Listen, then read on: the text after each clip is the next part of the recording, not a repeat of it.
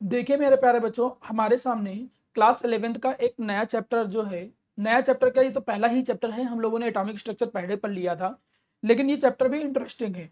नाम भी है इसका some basic concept of chemistry. इसका मतलब केमिस्ट्री के बारे में लगभग एक इंट्रोडक्शन और एक जो बेसिक आइडिया होना चाहिए, वो सब कुछ लगभग लगभग आपको यहाँ से थोड़ा बहुत मिल जाता है। चलिए मैं आज इस पहले चैप्टर का पहले लेक्चर की शुरुआत करता हूँ। ध्यान दीजिए क्या क्या हमारे टॉपिक है, उनको सुनते हैं। सबसे पहले मेरा प्यारा बच्चा, शुरुआत तो यहीं से ही होती है कि भाई केमिस्ट्री होता क्या है। What is the chemistry? Chemistry की डिफिनेशन क्या है? ऐसा नहीं है कि एग्जाम के पॉइंट ऑफ व्यू से ये बहुत जरूरी है, ये पूछ लेता है, लेकिन तब भी एक बेसिकली माना वाइवा के तौर पे या कोई स्कूल में टीचर पूछ ले कि केमिस्ट्री क्या होता है, आप जरूर इसको जस्टिफाई करो या इसको एक्सप्लेन करके बताओ। तो आप बोलोगे कि केमिस्ट्री जो होता है वो ब्रांच होता है किसी भी साइंस के। ये साइंस की एक ऐसी ब्रांच है जिसमें हम डील करते हैं। क्या डील करते हैं? इन तीन शब्दों को, कंपोजिशन, उसका स्ट्रक्चर और उसकी प्रॉपर्टी। अब इसका मतलब क्या हुआ? कंपोजिशन का मतलब होता है मतलब किन चीजों से, मतलब जिन किन से मिलकर बना है, ठीक है, फ्रॉम विच। स्ट्रक्चर का मतलब होता है कैसे बना है, भाई मतलब वो पार्टिकल पास पास में आके अरेंज हुए हैं, वो थोड़ा दूर दूर अरेंज हैं, 3D में वो कैसे अरेंज हैं। और कंपोजिशन का मतलब होता है कि किससे मिलकर बने हैं। और प्रॉपर्टीज का मतलब आप जानते हो कि भाई प्रॉपर्टीज का मतलब ये हो गया कि वो कैसा नेचर शो करेंगे या किसी से कैसे वो रिएक्ट करेंगे। इन सारी बातों की हम बात करते हैं यहाँ पर। प्रॉपर्टीज दो तरीके की होती हैं, क्लास 9 में भी पढ़ा था। फिजिकल प्रॉपर्टी जो कि उनके कलर, शेप, साइज, क्वांटिटी और बाहर उसका वैल्यूम, इन सब पे मैटर करता है। और इसके अलावा जो कुछ केमिकल प्रॉपर्टी होती है, केमिकल प्रॉपर्टी का मतलब कि वो केमिकली कैसे रिएक्ट करेगा। तो अगर मैं ये देखूं कि केमिस्ट्री एक्चुअली में क्या है, तो ये साइंस की एक ऐसी ब्रांच है जिनमें हम केवल इन तीन चीजों की स्टडी करते हैं, कंपोजिशन, स्ट्रक्चर और प्रॉपर्टी। लेकिन किसका? मैटर का। अब आप लोगों को ये तो यार पता ही होगा, 9th में पढ़ा है कि क्या होता है matter. Matter is anything which having the mass and occupy space. आप अपने सराउंडिंग में जो कुछ भी देखते हो वो सब मैटर है। कॉपी, किताब, कलम, डस्टर, पेन, जो कुछ भी देखते हो सब कुछ मैटर है। अब वो मैटर का कंपोजिशन क्या है? भाई मैं जैसे मैं किसी की बात करूं, जब मैंने माउस की बात करूं, तो माउस का कंपोजिशन क्या है? ये किस किस चीजों से मिलकर बना हुआ है, ये कंपोजिशन की बात हो गई। स्ट्रक्चर का मतलब क्या है कि कैसे बना है, इसका स्ट्रक्चरल वे क्या है, किस तरीके से है, किस तरीके से इसके अंदर पार्टिकल का अरेंजमेंट है, ये उसका स्ट्रक्चर हो गया। इसकी प्रॉपर्टीज, तो ये हो गया इस माउस के बारे में। इन तीन शब्दों को अगर देखें तो वैसे ही जो भी आप अपने सराउंडिंग में देखते हो, मैटर के इन तीन चीजों के बारे में पढ़ना, डील करना, समझना, साइंस की जिस भी ब्रांच में होता है, साइंस की उस ब्रांच को ही हम एक नाम दे देते हैं केमिस्ट्री। मैंने एक बड़ी सिंपल वे में डेफिनेशन यहाँ पर लिखी है जिससे आपको वो चीज क्या हो जाए, याद भी हो जाए। आप लोगों को जो प्रिंटेड नोट्स नहीं मिले हैं तो मैं कोशिश करूंगा कि क्लास ओवर हो जाने के बाद आप लोगों को एक डेट दे दूंगा आज या कल में कि भाई आप इस टाइम पे आइए और बुकलेट सेंटर से रिसीव कर लीजिए। कोशिश करूंगा कि मैंने 2 सेंटर पे मैनेज कर दूंगा कि बुकलेट आप वहां से ले सकते हो, ठीक। तो मैंने क्या कहा कि केमिस्ट्री की एक ऐसी ब्रांच जिनमें हम कंपोजिशन, स्ट्रक्चर और प्रॉपर्टी पढ़ते हैं किसी भी मैटर की, उसे हम बोलते हैं किस नाम से? केमिस्ट्री के नाम से जानते हैं। अच्छा, मैटर तो जानते हो। अब केमिस्ट्री का मतलब ये नहीं, देखो एक नीचे इमेज भी दे रखा हूं कि जब तुम केमिस्ट्री की बात करते हैं तो अधिकतर तुम लोगों के दिमाग में ये छोटी सी इमेज निकल के आती है, क्या? कि लैब में गए, एक वहीं पे कोई बीकर रखा हुआ है, कोई कोई सॉल्ट रखे हुए हैं, ऐसा कुछ सोचते हो। क्या सोचते हो तुम केमिस्ट्री को लेके? लेकिन केमिस्ट्री इनसे अलग। दिस इज कूल, मतलब केमिस्ट्री तुम ऐसा सोचते हो, ठीक है, लेकिन chemistry is so much more. इससे और भी बहुत ज्यादा जगह पे केमिस्ट्री है। जैसे तुम माना देख लो, जो पेंट तुम यूज करते हो, जो लाली लिपस्टिक लगाते हैं लोग, जो क्लोरोफिल प्लांट्स होते हैं या इवन जो फ्रूट्स होते हैं, डायमंड हो गया, जो वुड को बर्न कर रहे हो, सन हो गया, मतलब आप अपने सराउंडिंग में तुम कुछ भी देखो, हर जगह पे केमिस्ट्री है। अगर सही तौर पे देखो तो तुम केमिस्ट्री से कहीं बच ही नहीं सकते हो, और हर चीज का कहीं ना कहीं पे उसका यूज होगा ही होगा। जैसे मैं एक एग्जाम्पल के तौर पे बात करूं, जैसे एग्जाम्पल के तौर पे तुम कोई भी बात कर लो। हमने कहा कि माना तुमने चाय बनाना है, हमने एक एग्जाम्पल किया कि भाई तुम चाय बनाने जा रहे हो, ठीक है, चलिए हम चाय बनाने जा रहे हैं। हम यहाँ पर चाय बनाने जा रहे हैं, चलो थोड़ा सा एक अंदाजा लगाते हैं कि यहाँ पर कौन कौन से चैप्टर में कहाँ कहाँ चले जाएंगे, एक फील आएगा तुमको। अब चाय बनाने के लिए गए तो सबसे पहले तुम काम क्या करोगे? सबसे पहले तो तुम लोग एक काम करोगे कि बर्तन उठाओगे, मतलब आप लोग क्या करोगे, यूटेंसिल्स लोगे, बर्तन जो होगे बर्तन उठा लोगे। अब बर्तन जो होते हैं भाई वो स्टील से बनते हैं। स्टील जो होता है वो एक तरीके से एलॉय है, स्टील जो है वो एक तरीके से एलॉय है। तो एक चैप्टर तुम पढ़ोगे क्लास 12th में भी, जिसको हम लोग क्या बोलते हैं, मेटलर्जी। मेटलर्जी में तुम पढ़ोगे कि एलॉय क्या होते हैं, कैसे निकाला जाता है, कौन से मेटल से बना है, देखो ये चैप्टर आ गया उसमें। अब स्टील, मैं एक नॉर्मल एग्जांपल की बात कर रहा हूं। अब उसका हैंडल देख लो, तो उसका हैंडल माना पता चला कि भाई वो बना हुआ है प्लास्टिक प्लास्टिक से, तो ये सब पॉलीमर हो गए। और पॉलीमर भी 12th में एक चैप्टर है, तो वहां पर हम पॉलीमर के बारे में बताएंगे। मैं एक डेली लाइफ की बात कर रहा हूं, मैं एक रैंडम एग्जाम्पल उठा के देख रहा हूं। अब वहीं पे पता चला कि जो बर्तन लिया है उसमें टेफ्लॉन की कोटिंग हो गई। टेफ्लॉन आप जानते हो जो नॉन स्टिकी होते हैं, जिसमें नॉन स्टिकी चीजें बनती हैं, तो वो भी पॉलीमर चैप्टर में आ जाता है। चलो ये हो गया। अब तुमने चाय के बाद उसमें पानी डाला, वाटर डाल दिया। अब पानी डाला तो पानी का कंपोजिशन जो है ये एक ऑर्गेनिक कंपाउंड है, सॉरी इनऑर्गेनिक कंपाउंड है। तो इसको हम पीरियोडिक टेबल में इनके एटम का साइज क्या होता है ये सब हम बात कर सकते हैं, या फिर एस ब्लॉक पी ब्लॉक में इसको हम पढ़ सकते हैं। देखो चैप्टर में पानी के बाद तुमने उसमें शुगर डाल दिया। अब शुगर डाल दिया तो शुगर का फॉर्मूला देखो C12H22O11। तो ये मेरा प्यारा बच्चा कार्बोहाइड्रेट है। कार्बोहाइड्रेट भी एक चैप्टर 12th में है, तो उसके उस पर हमने बात कर लिया। अब इतनी चीज करने के बाद हमने उसको बर्नर ऑन कर दिया। जब हमने बर्नर ऑन किया तो हीट किया। अब हीट करने से क्या फर्क पड़ रहा है, देखो एक नया चैप्टर आ गया, क्लास 11th का ही चैप्टर है, थर्मोडायनेमिक्स आ गया मेरा प्यारा बच्चा। फिर एक समय तुम देखते होगे कि जब उसके ऊपर प्लेट ढक दो तो ये पानी जो वेपर में कन्वर्ट तो हो ही रहा है, और उसी समय वेपर वापस लिक्विड में कन्वर्ट हो रहे होते हैं। ना मानो तो प्लेट उठा के देखो तो उसके ऊपर वाटर की लेयर चढ़ी होती है। ये देखो इक्विलिब्रियम चैप्टर हो गया। इक्विलिब्रियम चैप्टर में जब जाओगे तो देखोगे कि भाई ये लिक्विड और वेपर के बीच में ये जो इस सिचुएशन बनती है। मैं समझा नहीं रहा हूं, मैं एक आइडिया देने की कोशिश कर रहा हूँ। मैंने तो एक प्रोसेस आपको उठाया, खाली चाय बनाने वाला। अभी तो आप चाय बनाना चालू किए हो, थर्मोडायनेमिक्स में उसको रख दिए हो। अब उसी में तुम देख रहे हो स्टेट चेंज हो रही है, वो सॉलिड से लिक्विड में, सॉरी लिक्विड से गैस में कन्वर्ट हो रहा है कुछ वेपर्स। तो वो भी एक केमिस्ट्री का हिस्सा हो गया। अब जब तुमने शुगर को पानी में डाला था, तुमने और भी चीजें उसके अंदर डाली, तो शुगर को पानी में डाला, उसमें और भी चीजें डाली, तो ये जो चीज हो गया ये सॉल्यूशन बन गया। तो अभी 12th में एक चैप्टर पढ़ोगे सॉल्यूशन। इस चैप्टर में भी मैं थोड़ा बहुत डिस्कस करूंगा, कंसंट्रेशन और सॉल्यूशन के बारे में डिस्कस करूंगा। मतलब अगर आप देखो ना सराउंडिंग में तो बहुत चीजें मिलेंगी। आपने जो गैस यूज की है, गैस के अंदर ब्यूटेन गैस भरी होती है, ब्यूटेन गैस भरी होती है C4H10। मतलब जो गैस सिलेंडर ऑन करते हैं उसमें ब्यूटेन गैस भरी होती है। अब ब्यूटेन गैस जो है वो ऑर्गेनिक चैप्टर में पढ़ लोगे कि भाई उस ऑर्गेनिक चैप्टर में उसका नाम क्या होता है, कैसे उसका नाम रखते हैं। तो आप देख लो कि अगर तुम एक छोटा सा ऑब्जर्वेशन उठा लो अपने सराउंडिंग से, इवन कितना भी छोटा उठा लो, और उसको डीपर लेवल पे जाकर सोचो। लोग ये बोलते हैं ना, बड़ा स्टाइल मारते हैं कि नहीं फिजिक्स जो होता है वो प्रैक्टिकल लाइफ से बहुत ज्यादा जुड़ी हुई है। एक्चुअली नॉलेजेबल लेवल पे अगर हम देखें तो हर एक प्रोसेस, आप जो कुछ भी कर रहे हो, जो कुछ भी आपके सराउंडिंग में है, वो सब कहीं ना कहीं केमिस्ट्री से रिलेटेड है। वो केमिस्ट्री से रिलेटेड फिनोमिनन्स को भी कवर अप करता है वो अधिकतर चीजें। तो जनरली हम ये बात डिस्कस कर सकते हैं कि ये जो केमिस्ट्री है वो हमारे सराउंडिंग में हर जगह पे प्रेजेंट है। तो उम्मीद करता हूं कि जो केमिस्ट्री वर्ड है उस केमिस्ट्री वर्ड से आप जस्टिफाई हो रहे होगे, आपको पता चला होगा मैंने मैटर वर्ड क्यों बोला। मैटर का मतलब जो कुछ भी अपने सराउंडिंग में देखते हो, ठीक, हम उनके बारे में स्टडी करते हैं। उसका कंपोजिशन क्या है, उसका स्ट्रक्चर क्या है, उसकी प्रॉपर्टी क्या है, मैटर के बारे में इन तीन चीजों को डिस्कस, स्टडी और डील जिस भी साइंस की ब्रांच में किया जाता है उसे हम केमिस्ट्री के नाम से जानते हैं। केमिस्ट्री का डेली लाइफ में कैसे कैसे हम रोल देख सकते हैं वो भी एक आइडिया मैंने आपको दिया। चलिए केमिस्ट्री की डिफिनेशन उम्मीद करता हूं कि आपको अब तक समझ में आ गई होगी कि मैटर के प्रॉपर्टीज, कंपोजिशन और स्ट्रक्चर के बारे में पढ़ना, डील करना, समझना। आगे बढ़ते हैं। अब इसके बाद मैं बात करता हूं यहां पर टाइप ऑफ केमिस्ट्री के बारे में। भाई केमिस्ट्री के कितने टाइप होते हैं? देखिए टाइप बनाने पे आए तो टाइप तो बहुत बन जाएंगे। जैसे मैं न्यूक्लियर केमिस्ट्री, न्यूक्लियर बम जो होते हैं, एक अलग केमिस्ट्री बना सकता हूँ, न्यूक्लियर केमिस्ट्री बना सकता हूँ।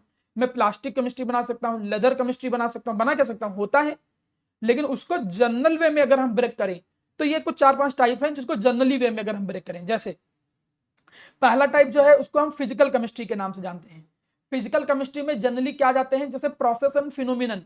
जितने भी प्रोसेस और फिनोमिनन होते हैं मेरा प्यारा बेटा, ये process and phenomenon physical chemistry में पढ़ते हो।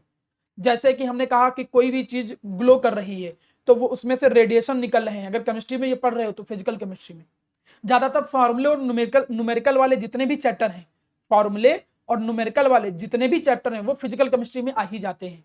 हीट हो गया, वो एक प्रोसेस हो गया कि हीट कैसे, किसी को हीट कर रहा है, एनर्जी कैसे ट्रांसफर हो रही है।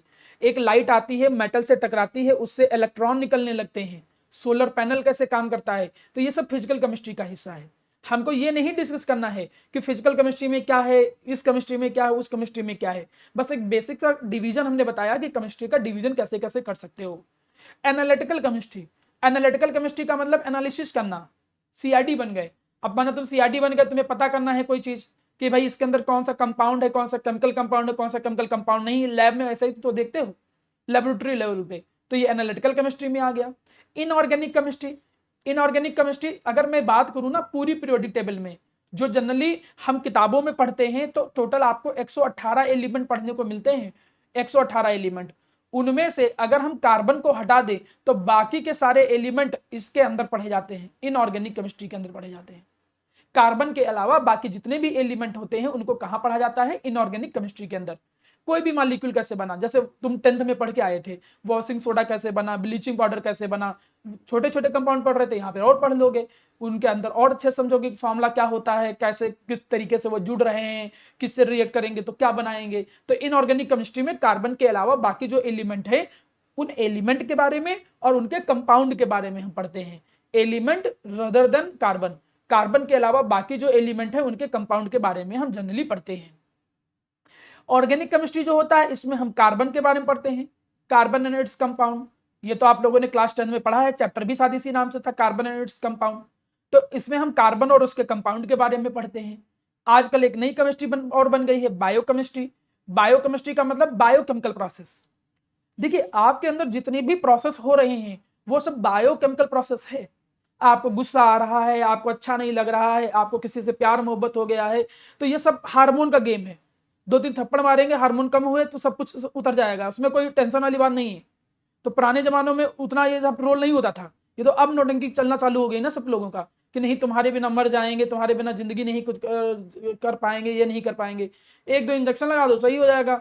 भाई जो हार्मोन्स का लेवल जो दिमाग में ज्यादा ऊंचे चढ़ जाता है उस बेसिस पे हम रिएक्ट करते हैं, और रिएक्ट ऐसे करते हैं कि जैसे नहीं हम 7 जन्म जीने मरने की कस्में खाने लग गए।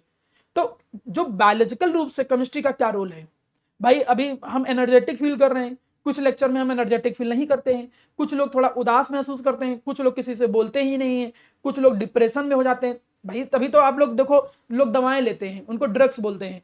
ड्रग्स का मतलब वो वाला ड्रग नहीं, यहाँ मेडिसिन को भी ड्रग बोलते हैं। केमिस्ट्री की भाषा में मेडिसिन को भी ड्रग ही कहा जाता है।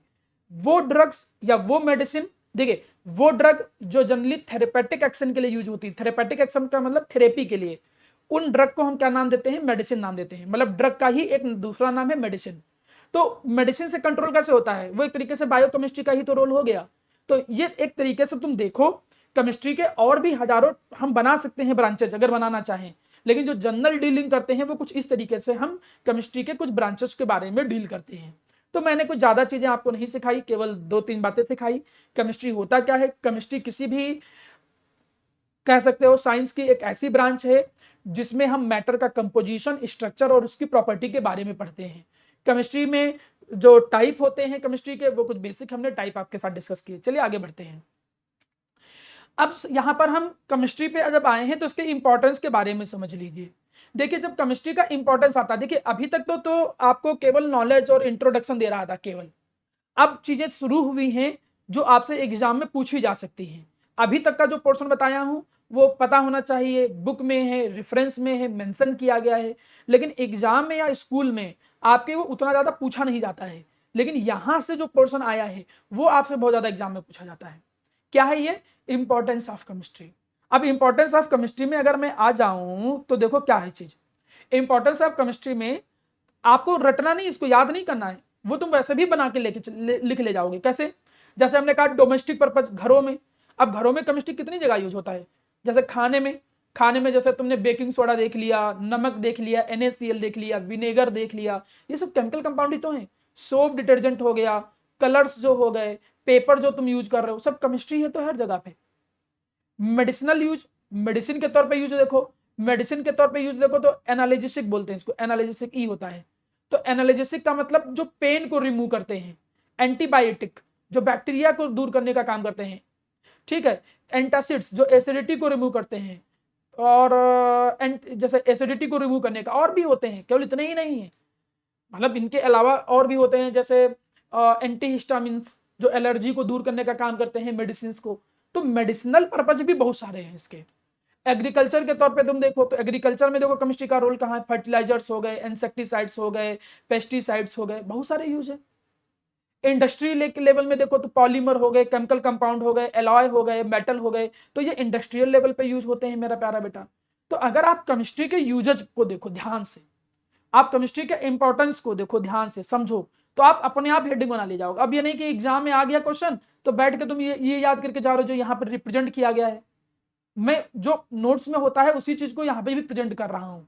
सेम चीज को प्रेजेंट करने का रीजन क्या है, क्योंकि जब मैं डिफरेंट लैंग्वेज दूसरी जगह पे दूंगा, नोट्स में जो प्रिंटेड नोट्स दूंगा उसमें अगर डिफरेंट लैंग्वेज दे दूंगा तो उतना मजा नहीं आएगा। जो यहाँ पढ़ोगे वो भी थ्योरेटिकल रूप में भी वही वहां भी पढ़ोगे तो ज्यादा अच्छा लगेगा। अब रही बात इसको याद करने की, ये क्वेश्चन एग्जाम में कभी कभी पूछ लेते हैं 1 से 2 नंबर में। 1 से 2 नंबर में पूछेंगे, कहेंगे बताओ इंपॉर्टेंस ऑफ केमिस्ट्री लिख के दिखाओ। तो आप अपने आप सोचोगे कि हाँ यार domestic purpose, agriculture purpose, medicinal purpose, industrial purpose, ऐसे हेडिंग याद कर लो। और वहां पे कहाँ कहाँ यूज होता है वो अपने आप तुम पॉइंट करके बना सकते हो। इसीलिए मैंने बहुत ज्यादा लेंदी फॉर्म में, पैराग्राफिकल फॉर्म में नहीं बनाया है यहाँ पे।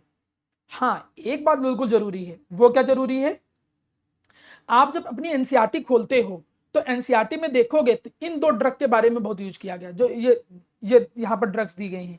ये 1 नंबर में ऐसा क्वेश्चन बन जाता है जो आपकी बुक के अंदर से क्वेश्चन बन जाता है। ये मैं देखता हूं अगर ये बुक के अंदर से क्वेश्चन बन गया और आपको नहीं पता होगा तो कर भी नहीं पाओगे। ये ऐसी चीज नहीं कि जो उनको पता होगा पहले से रटा होगा, ये याद करके जाना है, क्योंकि ये बुक के अंदर क्वेश्चन है कि भाई 2-3 ड्रग हैं, जैसे एक सिस्प्लेटिन एंड टैक्सोल। अब सिस्प्लेटिन एंड टैक्सोल जो होता है इसको कैंसर थेरेपी में यूज करते हैं। इसको कहाँ यूज करते हैं, कैंसर थेरेपी में। इसको कैंसर थेरेपी में हम क्या करते हैं, यूज करते हैं। देखो ये सिस्प्लेटिन ड्रग हो गई, ये देखिए ये सिस्प्लेटिन हो गई ड्रग, ये टैक्सोल हो गया। तो आजकल ये कैसे आते हैं मार्केट में, उसीलिए मैंने यहाँ इमेज लगा के रखा है जिससे थोड़ा आइडिया लगे। ये आपकी बुक में मेंशन की गई हैं दवाएं। तो सिस्प्लेटिन एंड टैक्सोल ये कैंसर थेरेपी में यूज होती हैं। एजेडिटी जिसका फुल फॉर्म है एजिडोथामाडीन, तो ये एजिडोथामाडीन देखो इस पर लिखा होगा, अगर ध्यान से देखोगे एजिडोथामाडीन ही लिखा है। तो ये एड्स ट्रीटमेंट में यूज होता है, ये एड्स में यूज होता है। तो ये जो दो टाइप की ड्रग्स हैं, ये 2 ड्रग्स जो है वो आपकी बुक में मेंशन की गई हैं, इसलिए मैंने इसको अलग से हाईलाइट किया है। क्योंकि 1 नंबर में कोई भरोसा नहीं कि स्कूल वाले यहां से क्वेश्चन बना दे। अगर क्वेश्चन यहां से बना देंगे तब क्या करोगे जी, तब तो फंस जाओगे ना। अब फंसो ना, इसलिए हमने आपको इस चीज को यहां पर अच्छे से समझाया है कि भाई ये ड्रग में cisplatin and taxol cancer therapy में, एजिडोथामाडीन जो होता है वो एड्स ट्रीटमेंट में यूज होता है। इसको बहुत अच्छे से अलग से याद रखो, ये 1 नंबर में आपको जरूर हेल्प करेगा, ठीक है। तो जो बिल्कुल बेसिक इंट्रोडक्शन, जब पहला चैप्टर अपन बुक का खोलते हो तो इन्हीं चीजों से आपको आमना सामना होता है कि केमिस्ट्री क्या होता है, केमिस्ट्री की ब्रांचेज क्या होते हैं, केमिस्ट्री की इंपॉर्टेंस क्या होता है, उनका यूजेज क्या होता है। तो जितना भी पोर्शन मैंने अभी एक्सप्लेन किया है आप उतनी चीज को ही ध्यान में रखो। आपको एग्जाम के पॉइंट ऑफ व्यू से, कम्पिटेटिव पॉइंट ऑफ व्यू से उतनी ही चीज यहाँ पर आपको कंटेंट दिया गया है। एक्स्ट्रा नॉलेज के लिए तो आप पूरा रिसर्च भी कर सकते हो, उसके लिए कोई परेशानी नहीं है, ठीक। अब इसके बाद आता है मैटर एंड इट्स क्लासिफिकेशन।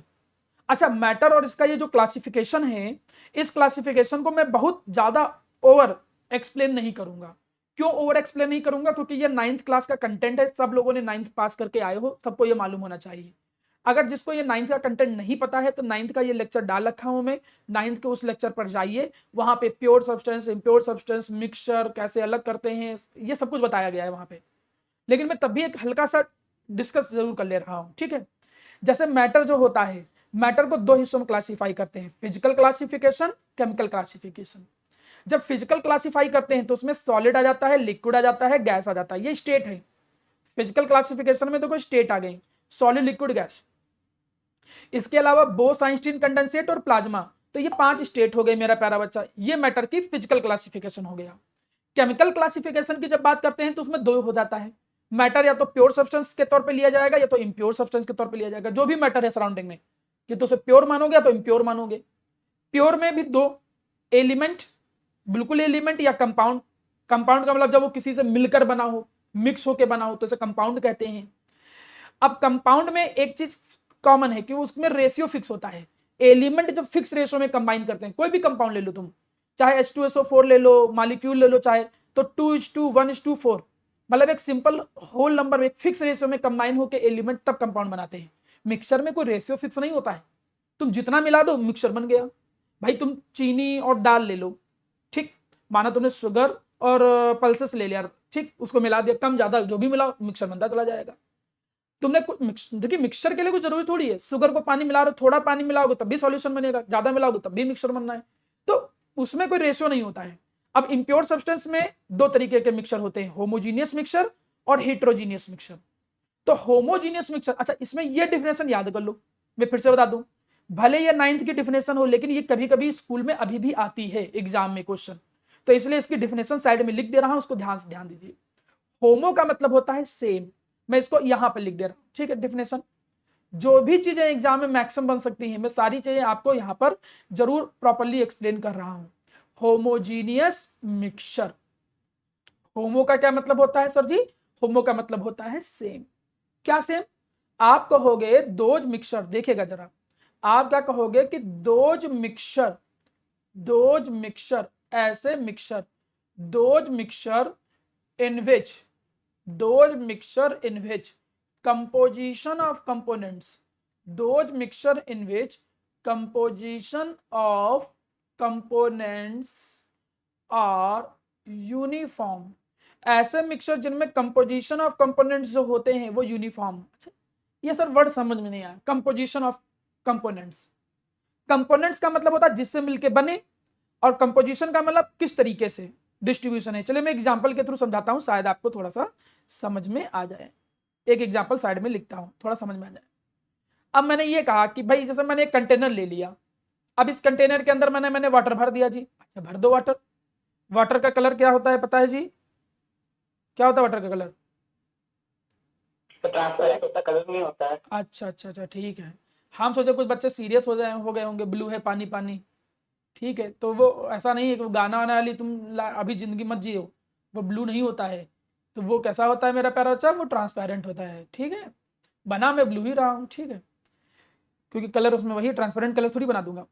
अब मेरा प्यारा बच्चा जब से ये है, अब वाटर हमने भर दिया, अब वाटर जब भरने के बाद हमने क्या कर दिया, इसके अंदर शुगर डाल दिया, शुगर डाल करके इसमें हमने क्या किया, प्रॉपर स्ट्रिंग कर दी, स्ट्रिंग करने का मिला दिया। अब जब मिला देंगे तो मेरा एक क्वेश्चन है आप लोगों से, उम्मीद करता हूं आप लोग आंसर दे पाओगे, सिंपल सा क्वेश्चन है। मैं तुमसे अगर ये पूछूं कि इस जगह पे मैं ऑब्जर्व कर रहा हूं, इसको मैंने नाम दिया ए, और इस जगह पे मैं ऑब्जर्व कर रहा हूं, इसको नाम दिया हमने बी, इन दोनों जगह पे स्वीटनेस क्या अलग अलग होगी? सात्विक या श्रेया या कोई भी बच्चा? हाँ बिल्कुल सही, सब लोगों का आंसर सही है कि नहीं, सब हर जगह स्वीटनेस सेम होगी, मतलब जितनी स्वीटनेस यहाँ है उतनी स्वीटनेस यहाँ है, अगर प्रॉपरली मिला दिया है। अच्छा ऐसा क्यों? क्योंकि जितना शुगर वाटर यहाँ है उतना ही शुगर और वाटर यहाँ है। भाई शुगर वाटर जितना इस पोर्शन में होगा उतना ही शुगर वाटर उस पोर्शन में होगा। अब शुगर और वाटर क्या है? कंपोनेंट है। किसके कंपोनेंट है? शुगर और वाटर क्या है? कंपोनेंट है। किसके कंपोनेंट है? इस सॉल्यूशन मिक्सचर के। और जितना यहाँ है उतना यहाँ है, इसको कंपोजिशन कह सकते हो। तो क्या सेम है? सेम है कंपोजिशन। किसका कंपोजिशन? कंपोनेंट का। देखो यही तो डिफिनेशन लिखी है मैंने। अब डिफिनेशन देखो साथ याद हो जाए जल्दी से, कि ऐसे मिक्सचर जिनमें सेम हो, यूनिफॉर्म का मतलब सेम हो। क्या सेम हो? कंपोजिशन। किसका कंपोजिशन? कंपोनेंट्स का। ऐसे मिक्सचर जिनमें कंपोजिशन ऑफ कंपोनेंट सेम हो या यूनिफॉर्म हो, ऐसे मिक्सचर को क्या कहते हैं? Homogeneous mixture. एग्जाम्पल तुम जितने चाहो उतने बना सकते हो, जैसे शुगर इन वाटर, शुगर को पानी में डाल दो तो sugar in water homogeneous mixture. NaCl in water, नमक को पानी में डाल दो, ठीक, कुछ भी बना दो एग्जाम्पल। और हीट्रो का मतलब इसी में नॉट सेम कर दो, मतलब यूनिफॉर्म के आगे या तो नॉट सेम बोल दो। तो उसमें जब सेम नहीं होगा, इन विच, देखो नीचे लिखा है definition, in which composition of components are different. जैसे एग्जाम्पल, यहां थोड़ा सा मिसप्रिंट है, एग्जाम्पल जैसे तुमने कह दिया कि sand and water, sand plus water, या एग्जाम्पल तुमने क्या कह दिया? राइसेस एंड पल्सेस। अब तुमने चावल और दाल को मिलाया, अब चावल और दाल को मिलाने का मतलब ये नहीं तुम चाहे जितने बड़े टैलेंटेड हो, अब एक राइस है, अब माना हम ये मान रहे हैं कि तुम टैलेंटेड हो, ओके ठीक है, हमने ये बात मान ली कि तुम टैलेंटेड हो, ओके, एक मिनट रुकिएगा। अस्मिता क्या तुमने 2 डिवाइस ज्वाइन किया क्या बेटा? चलिए ठीक, ध्यान दीजिए। अब हमने क्या कहा मेरा प्यारा बच्चा कि लेट सपोज तुमने राइसेस एंड पल्सेस का मिक्सचर बनाया। अब राइसेस एंड पल्सेस का जब मिक्सचर बनाया तो राइसेस एंड पल्सेस के मिक्सचर में तुम चाहे जो कर लो भैया। ऐसा नहीं कर सकते हो कि एक चावल का दाना है, एक राइस का दाना है, फिर एक चावल, मतलब सॉरी चावल राइस तो एक ही हो गया, एक राइस का दाना है, एक पल्सेस आए, फिर राइस, फिर पल्स, फिर राइस, फिर पल्स। ऐसे थोड़ी मिक्स कर सकते हो। मिक्स करोगे तो नॉन यूनिफॉर्म तरीके से मिक्स होगा ना, कहीं राइसेस ज्यादा हो जाएंगे, कहीं पल्सेस ज्यादा हो जाएंगे। तो sand in water, rices and pulses, इन सब का जो मिक्सचर बनता है वो होता है हिट्रोजीनियस मिक्सचर। होमोजीनियस में जब प्रॉपरली मिक्स हो जाए, यूनिफॉर्मली मिक्स हो जाए, उसको बोलते हैं होमोजीनियस मिक्सचर। तो होमोजीनियस मिक्सचर की डेफिनेशन भी मैंने मेंशन कर दी है। होमोजीनियस मिक्सचर पे मैं ज्यादा एम्फेसाइज कर क्यों रहा हूं, ज्यादा फोकस कर क्यों रहा हूं, क्योंकि इसकी डेफिनेशन एग्जाम में 1 नंबर में पूछा जाता है। एग्जाम के पॉइंट ऑफ व्यू से अगर मैं चलूं तो शुरू से अगर देखते आओ तो एक तो यूजेज ऑफ केमिस्ट्री, केमिस्ट्री के यूजेज क्या होते हैं, इंपॉर्टेंस क्या होता है, वो चीज आपके काम की है।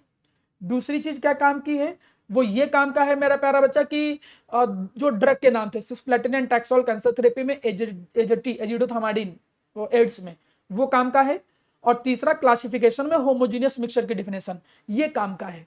पढ़ा मैं सब कुछ रहा हूं, लेकिन जिन चीजों को मैं हाईलाइट करता हूं उसको बहुत अच्छे से एक बार में ही कवर अप कर लिया करो कि सर ने ये चीज इंपॉर्टेंट बोली, मतलब स्कूल के पॉइंट ऑफ व्यू से ये एग्जाम में ज्यादा आता है। ठीक है, अब जब इतनी बातें समझ लिया तुमने तो चला जब बेटा आ जाओ एक बार ये डिफिनेशन, इनके बीच में डिफरेंस देख लो।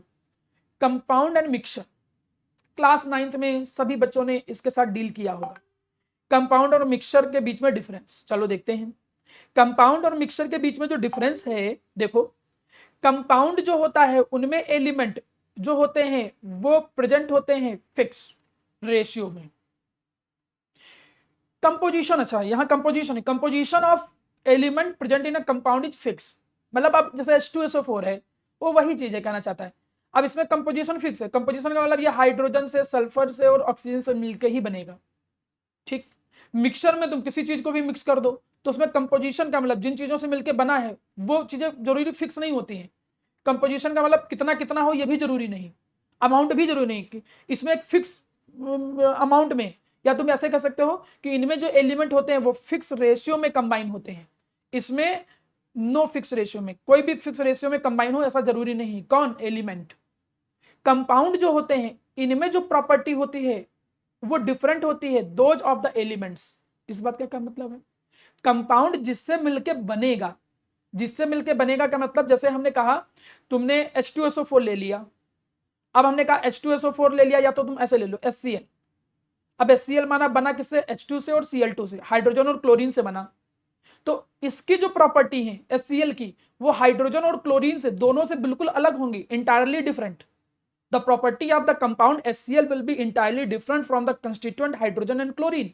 जिनसे मिलकर वो बना है उससे प्रॉपर्टी बिल्कुल अलग होंगी। लेकिन मिक्सचर में क्या होता है कि वो प्रॉपर्टी इनके कंस्टिट्यूएंट की भी शो करता है। जैसे एक एग्जांपल देख लो, हमने कहा तुम पानी लो, घर पे ही ट्राई कर लो, पानी लो, उसमें 1 चम्मच चीनी मिलाओ, 1 चम्मच नमक मिला दो, चीनी थोड़ा ज्यादा मिला दो, तुमने उसमें शुगर और salt, sugar and salt water में मिला दिया है। तो जब उसको टेस्ट करोगे तो उसमें शुगर का भी टेस्ट आएगा थोड़ा बहुत, और थोड़ा बहुत सॉल्टी टेस्ट भी आएगा। ज्यादा रेशो में जिसको मिलाओगे उसका टेस्ट ज्यादा आएगा। मतलब जो मिक्सचर है उसमें देखो कि प्रॉपर्टी दोनों की दिख रही है। दोनों की प्रॉपर्टी दिखने का मतलब सॉल्ट की भी प्रॉपर्टी है, शुगर की भी प्रॉपर्टी है, जिसको मिलाया है उसकी भी प्रॉपर्टी है, वाटर की भी प्रॉपर्टी है। तो अगर तुम यहां पर ध्यान से देखो तो आपको यह पता चलेगा कि कंपाउंड और मिक्सचर के केस में, फिर सुनना, तुमको यह पता चलेगा कि कंपाउंड में जिससे मिलके बना है कंपाउंड, जिन कंस्टिट्यूएंट से, उनसे बिल्कुल अलग प्रॉपर्टी हो जाती है, और मिक्सचर में जो प्रॉपर्टी होती है जिससे भी मिलके बना है उनकी प्रॉपर्टी वो शो करता है। तो ये दूसरा डिफरेंस है। तीसरा देखिए, ये भी क्वेश्चन एग्जाम के पॉइंट ऑफ व्यू से इंपॉर्टेंट है, 1 से 2 नंबर में ये भी पूछा जाता है। मैं हर वो चीज मेंशन कर रहा हूं जो स्कूल में पूछी जाती है, इसलिए आप मेरी बातों को बहुत अच्छे से सीरियसली ध्यान दो। अब यहां पर क्या है कि जो कंपाउंड है इनके कंस्टिट्यूएंट्स को, इन जिनसे वो मिलके बना है, इनको केवल केमिकल मेथड से अलग कर सकते हो आप। आपको सर ऐसा तो नहीं है, हम तो नॉर्मल मेथड से भी अलग कर सकते हैं। वाटर को अलग करना है ना बेटा, वाटर तो वाटर में जैसे वाटर है, अब वाटर को H2 और O2 में तोड़ना ये नॉर्मली पॉसिबल नहीं, वो केमिकल मेथड से ही पॉसिबल है, एक केमिकल मेथड से ही पॉसिबल है। लेकिन जो ये है ना मिक्सचर को तुम फिजिकल प्रोसेस से भी अलग कर सकते हो भाई। फिजिकल प्रोसेस जैसे तुम चाय में छन्नी लगा के चाय पत्ती अलग कर लेते हो, एक सिंपल एग्जांपल। मैग्नेट लगा के, कोई मैग्नेट लगा दो, मैग्नेट से कोई जो आयरन वाले आर्टिकल हैं उनको अलग कर सकते हो। नॉर्मल फिजिकल प्रोसेस है।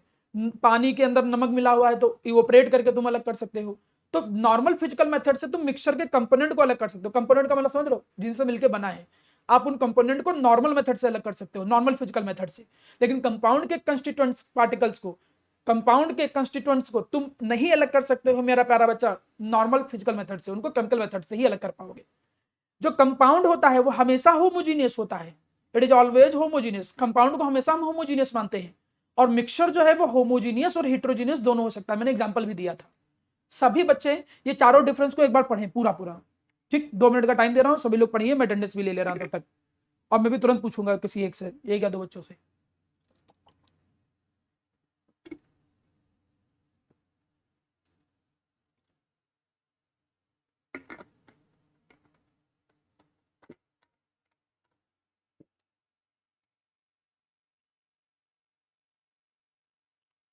जल्दी से देख लीजिए, समझ में आ जाएगा। अटेंडेंस ले ले रहा हूं, आगे बढ़ता हूं।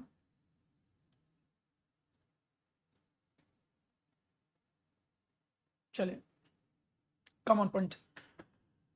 यहां तक की बातें समझ लेने के बाद प्यारा बेटा, अब आगे एक नेक्स्ट हेडिंग पे आते हैं। इसको हम जानते हैं सॉल्यूशन के नाम से, ठीक है। आप लोगों को बहुत अच्छे से मालूम है, अभी हमने बताया कि सॉल्यूशन, मिक्सर तो हमने बताए ही थे। देखो, सर हाँ बोलो बेटा। एक मिनट लास्ट साइड पर चलता बता देना बेटा। देखो, बढ़े आगे बेटा 500। हूं।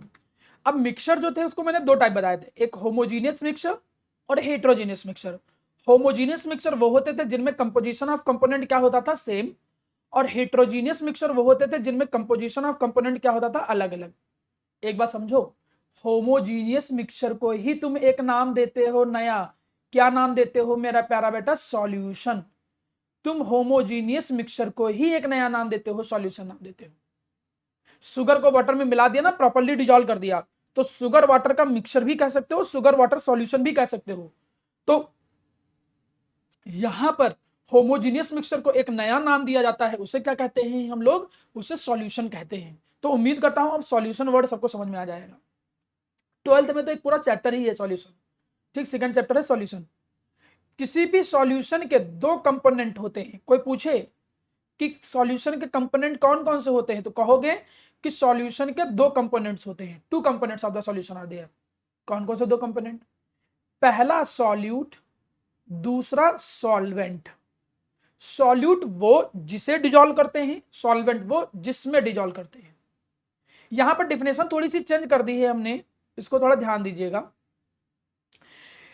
लोग ऐसे बोलते हैं सर, जिसे डिजोल्व करो उसे सॉल्यूट, विच इज डिजोल्व, जिसे हम डिजोल्व करते हैं उसे सॉल्यूट बोलते हैं, ठीक है।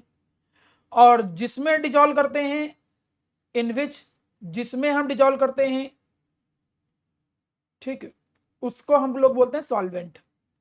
चले, लेकिन अगर मैं केवल इतना बोल देता तो कोई लोग इसमें कमी निकाल सकता है। कोई ऐसे बोले, कहे कि भैया हमने यहां पर क्या किया, हमने यहां पर 50 ग्राम क्या हमने कर दिया कि इसमें 100 ग्राम क्या कर दिया, नमक का पाउडर डाल दिया, NaCl का पाउडर डाल दिया, ठीक है। अब इसके अंदर हमने वाटर डाल रहा हूं। अब यहां पर उस चीज को मत लाना कि सर जो लिक्विड होता है वही सॉल्वेंट है, ना ना, ये बिल्कुल गलत आदत है। सॉल्यूशन देखोगे, सॉल्यूशन बहुत तरीके का हो सकता है, solid in solid, liquid in solid, gas in solid, कई तरीके से है। तो उसके चक्कर ना पड़ो, सॉल्यूशन कई तरीके के होते हैं, ठीक। वो मैं अलग से एग्जांपल देके फिर समझाऊंगा, सॉल्यूशन के बहुत टाइप होते हैं। तो फिलहाल अगर मैं यहां पर देखूं कि वाटर को हम इसके अंदर डिजोल्व कर रहे हैं, तो अब कहो कि हमने 200 ग्राम पानी को इसके अंदर डिजोल्व किया, तो अब वाटर डाल रहे हैं इसके अंदर, तो इसका मतलब ये थोड़ी कि ये सॉल्यूट हो जाएगा, यहां पर ये सॉल्वेंट है। क्यों, क्योंकि ज्यादा अमाउंट में। तो डिफिनेशन थोड़ी सी इंप्रूव करो, मतलब ऐसे मत लिखो खाली कि which is dissolve, in which dissolve, ऐसा नहीं। विच इज ठीक है, मतलब सॉल्यूट वो होता है विच इज डिजोल्व, लेकिन ये वर्ड आप अलग से डालो, which is less in quantity, जो कम क्वांटिटी में होते हैं। जिसके अंदर तुम मिलाओगे, जिसको मिलाओगे वो कम क्वांटिटी में होगा, और जिसमें मिला रहे हो वो ज्यादा क्वांटिटी में होगा। आप इस बेसिस पर ज्यादा अच्छे से फोकस करो, फिर कोई गलती नहीं निकाल पाएगा, फिर कोई आपकी बात नहीं काट पाएगा। तो जो लेस अमाउंट में होते हैं उसको सॉल्यूट कहते हैं, जो ज्यादा अमाउंट में होते हैं उसको सॉल्वेंट कहते हैं। वो जो देखिए, वो ये एक ऐसा कंपोनेंट है, ठीक। कोई पूछे कि क्या होता है सॉल्यूट एंड सॉल्वेंट, फिर सुनो, कोई पूछे सॉल्यूट एंड सॉल्वेंट क्या होता है, तो पहले बोलो कि कंपोनेंट होता है। डेफिनेशन की शुरुआत तो यहीं से करो, थोड़ा अच्छे से बोलो ना। कोई पूछे क्या होता है सॉल्वेंट, तो कहोगे solvent is a component of solution. ऐसा नहीं इन विच कुछ भी बोलने लग जाओ ना, आप बोलो solvent is component, solvent is component of solution which is excess in amount, जो ज्यादा अमाउंट में होता है, मोर इन क्वांटिटी, जो ज्यादा क्वांटिटी में होता है, और जो लेस क्वांटिटी में होते हैं उन्हें सॉल्यूट कहते हैं। जो कम क्वांटिटी में सॉल्यूट जिसे डिजोल्व करते हैं, जो ज्यादा क्वांटिटी में जिसमें डिजोल्व करते हैं वो सॉल्वेंट। अब इसके बाद एक बहुत अच्छा पॉइंट दिया गया है, वो दिया गया है that is concentration. A new point is here that is known as concentration. Concentration होता क्या है? कंसंट्रेशन का मतलब होता है amount of solute present in a solution. कितना सॉल्यूट प्रेजेंट है, सुनना, कितना सॉल्यूट प्रेजेंट है उसको कंसंट्रेशन बोलते हैं। एक एग्जांपल के तौर पे बोलूं, मैं कहूं कि माना मेरे सामने दो कंटेनर हैं, एक ए ले लूं मैं और एक क्या ले लूं, बी ले लूं, ठीक है। अब दोनों के अंदर हमने क्या कर दिया, सेम अमाउंट में वाटर भर दिया। हमने कहा 100 ग्राम वाटर इसमें भर दिया, 100 ग्राम वाटर इसमें भर दिया, 100 ग्राम वाटर इसमें भर दिया, 100 ग्राम वाटर दूसरे में भर दिया। चलो 100 ग्राम वाटर इसमें भरा, 100 ग्राम वाटर इसमें भर दिया। अब मैं आपसे एक छोटा सा क्वेश्चन पूछूंगा, मुझे लगता है सारे बच्चे आंसर दे लेंगे। मैंने कहा कि इस पहले वाले में हमने क्या किया कि 50 ग्राम शुगर डिजॉल्व कर दिया, पहले वाले में 50 ग्राम शुगर डिजॉल्व किया, इसमें 10 ग्राम शुगर डिजॉल्व किया। मैं तुमसे पूछूं कौन ज्यादा स्वीट है, विच इज मोर स्वीट? हाँ, तो ए वाला जो सॉल्यूशन है वो ज्यादा स्वीट है, वेरी गुड। तो ए वाला ज्यादा स्वीट है। स्वीट का मतलब यहाँ पर कंसंट्रेशन, ऑब्वियस ही चीज है, वो ज्यादा कंसंट्रेटेड है। और वो तुम देख रहे हो कि वो डिपेंडेंसी हो किस पे रही है, शुगर के अमाउंट पे। और तुम ये भी देख रहे हो कि शुगर यहाँ पर काम क्या कर रहा है, सॉल्यूट का काम कर रहा है। तो इससे क्या तुम्हें लग नहीं रहा है, लिए लगना चाहिए तुम लोगों को कि जरूर जो कंसंट्रेशन है वो सॉल्यूट पे डिपेंड करता है। जितना ज्यादा सॉल्यूट डालोगे, सॉल्यूट ज्यादा डालोगे तो ज्यादा कंसंट्रेटेड, कम डालोगे कम कंसंट्रेटेड। तुम जितना शुगर डालोगे उतना कंसंट्रेशन, जितना कम शुगर डालोगे उतना कम कंसंट्रेशन। तो कंसंट्रेशन की कोई डिफिनेशन पूछे, ये भी आ जाता है एग्जाम में, what is mean by concentration. तो कंसंट्रेशन का मतलब होता है प्यारा बेटा amount of a solute present in a given solution. किसी भी सॉल्यूशन के अंदर कितना सॉल्यूट प्रेजेंट है, कितना अमाउंट ऑफ सॉल्यूट प्रेजेंट है, जितना भी अमाउंट ऑफ सॉल्यूट प्रेजेंट होगा उसी को कंसंट्रेशन कहेंगे। Amount of a solute present in a solution, किसी भी सॉल्यूशन में कितना सॉल्यूट प्रेजेंट है उसे कंसंट्रेशन कहते हैं। चलो मैं इसको और अच्छे समझाता हूं, थोड़ा एक एग्जांपल देता हूं तुमको थोड़ा अच्छे से। एक मिनट वेट करो, मैं इसको और अच्छे से समझाने की कोशिश करता हूं, शायद तुमको ज्यादा अच्छे से समझ में आए। चलिए जी, आपके सामने पेश है एक नया, देखो अब डिस्प्ले दिख रहा है मेरा बच्चा कंसंट्रेशन से रिलेटेड। Yes sir. ठीक है, देखो अब जो तुम कहो हम वो ले लेते हैं। यहाँ पर drink mix, cobalt, potassium chloride, कुछ भी ले लेता हूँ। जैसे सोडियम क्लोराइड सॉल्यूशन ले लेता हूँ, ठीक। हमने सोडियम क्लोराइड सॉल्यूशन ले लिया, ठीक है। अब सोडियम क्लोराइड सॉल्यूशन में ये देखो, ये नमक है, ये पानी भरा हुआ है। अब नमक जितना ज्यादा हम छिड़केंगे, नमक भी हम छिड़क दे रहे हैं इसके अंदर, छिड़क दे रहे छिड़क दे रहे छिड़क दे रहे छिड़क दे रहे। अभी इतना नमक छिड़का है, मैंने क्या कहा था, जितना सॉल्यूट होगा उतना कंसंट्रेशन। चलो कंसंट्रेशन मेजर करते हैं। कंसंट्रेशन देखो कितना दिख रहा है, 2.750। हाँ चलो जी, और नमक छिड़कते हैं, देखते हैं। अब नमक छिड़कते गए छिड़कते गए छिड़कते गए छिड़कते गए छिड़कते गए छिड़कते गए छिड़कते गए। बताना जब रुक जाए भाई, बताना। अब तो सैचुरेटेड होता चला गया। सैचुरेटेड का मतलब समझते हो क्या होता है, 9 में पढ़ा था।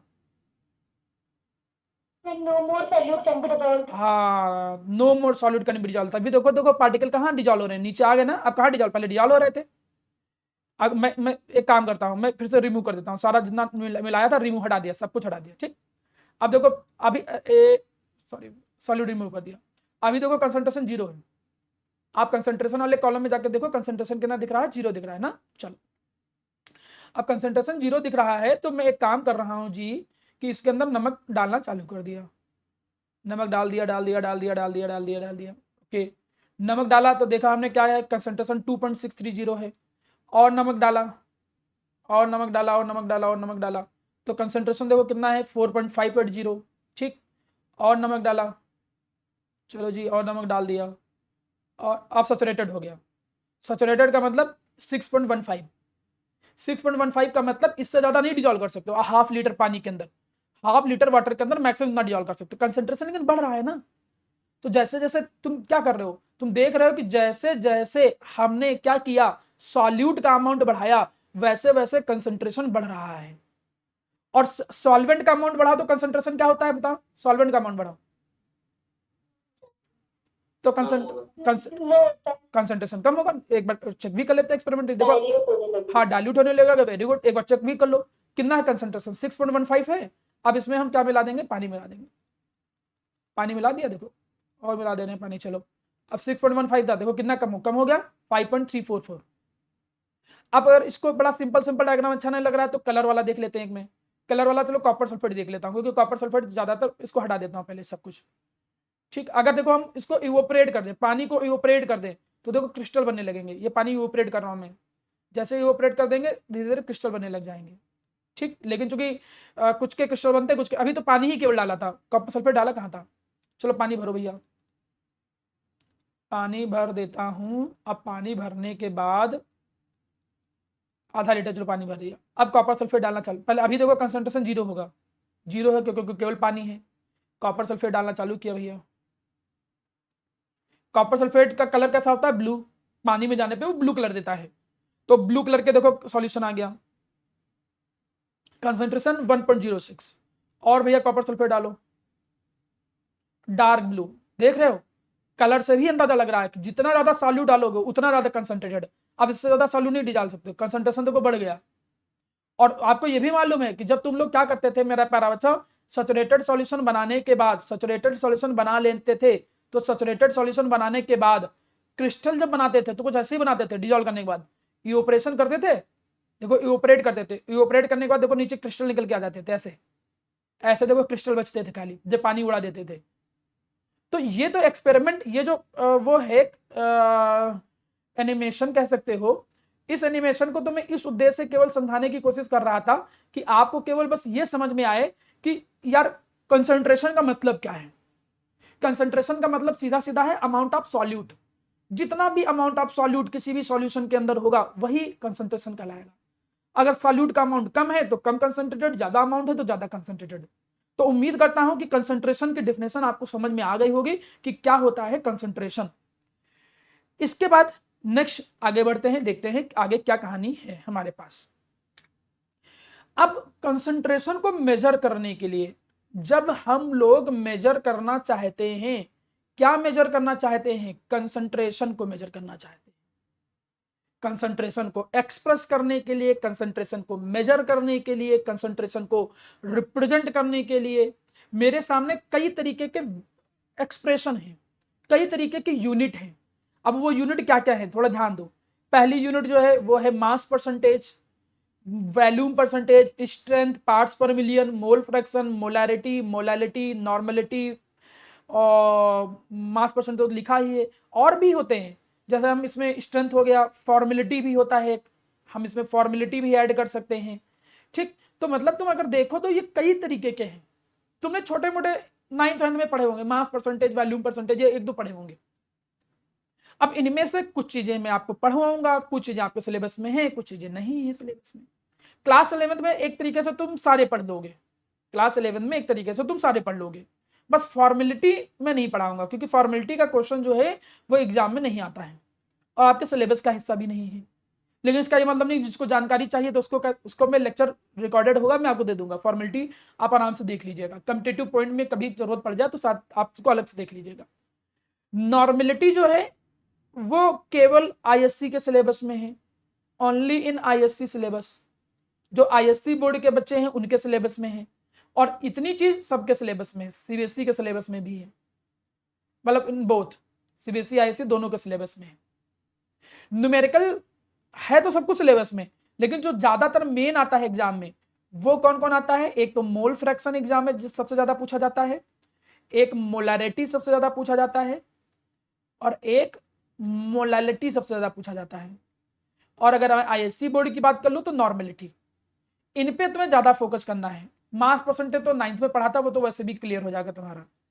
तो ये क्या क्वेश्चन है, कहां कहां ज्यादा ज्यादा यूज होता है, मैं उन सारी चीजों के बारे में बता रहा था कि ये जितने भी तुम देख रहे हो टर्म, मास percentage, volume percentage, strength, molality, molality, normality, सब कुछ क्या है, ये कंसंट्रेशन को एक्सप्रेस करने की यूनिट है।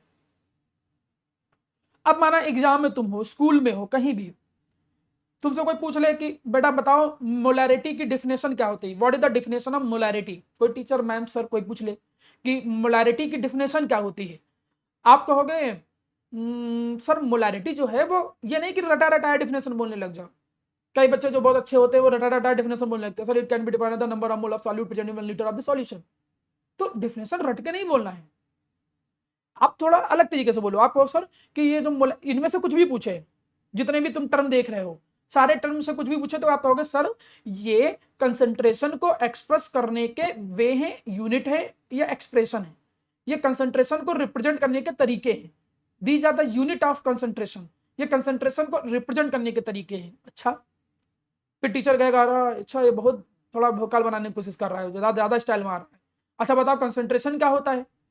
जब वो पूछेंगे कंसंट्रेशन क्या होता है तो क्या बोलोगे, sir it can be defined as amount of solute present in a solution, ये भी पढ़ाया हूं, amount of solute present in a solution. कहेंगे अच्छा सॉल्यूशन क्या होता है, तो कहोगे सर होमोजीनियस मिक्सचर होते हैं। फिर कहेंगे अच्छा होमोजीनियस मिक्सचर क्या होते हैं, तो कहोगे sir those mixture in which composition of component are same. कहेंगे अच्छा फिर कंपोनेंट कौन कौन होते हैं, कहोगे सर दो सॉल्यूट और सॉल्वेंट, जो लेस अमाउंट में वो सॉल्यूट, जो ज्यादा अमाउंट में वो सॉल्वेंट। तो समझ रहे हो ना, जब वाइवा में बैठते हो तो चीजें एक दूसरे से जुड़ी होती हैं। तुम पहला अपना क्या इंप्रेशन दे रहे हो, शुरू का जो 10 सेकंड तुम रिप्रेजेंट करते हो खुद को, जो भी तुम 15 से 20 सेकंड शुरू का देते हो, वही से 15-20 सेकंड जो है वो नेक्स्ट क्वेश्चन की फॉर्म में आपसे पूछा जाता है, उसी से ही वो अगला क्वेश्चन बनाते हैं वो लोग। अगर अलग से कुछ आ गया तो वही है, लेकिन 80% जब भी कोई वाइवा होता है या कोई एग्जाम होता है ओरल, तो उसमें जब तुम शुरू के जो 10 से 15 मिनट रिप्रेजेंट करते हो खुद को, उसी से ही वो जोड़ जोड़ के क्वेश्चन पूछने लग जाते हैं, या फिर जो चल रहा है रैंडमली। तो चलिए उम्मीद करता हूं कि आपको ये चीजें सारी समझ में आई होंगी। तो आज की क्लास में मैं यहां तक रखता हूं, अगली क्लास में मैं इनके न्यूमेरिकल आप लोगों के साथ डिस्कस करूंगा सारे, मतलब मास परसेंटेज, वॉल्यूम परसेंटेज, स्ट्रेंथ, इनके सबके, इन कंसंट्रेशन के बारे में डिस्कस कराऊंगा, इनके न्यूमेरिकल कराऊंगा। तो अगला टॉपिक जो हमारा रहेगा वो कंसंट्रेशन जो है, उस कंसंट्रेशन के जो यूनिट्स हैं वो और उससे रिलेटेड न्यूमेरिकल कवर करना हमारा अगला टास्क रहेगा। चलिए प्यारा बच्चा, आज की क्लास के लिए थैंक यू वेरी मच।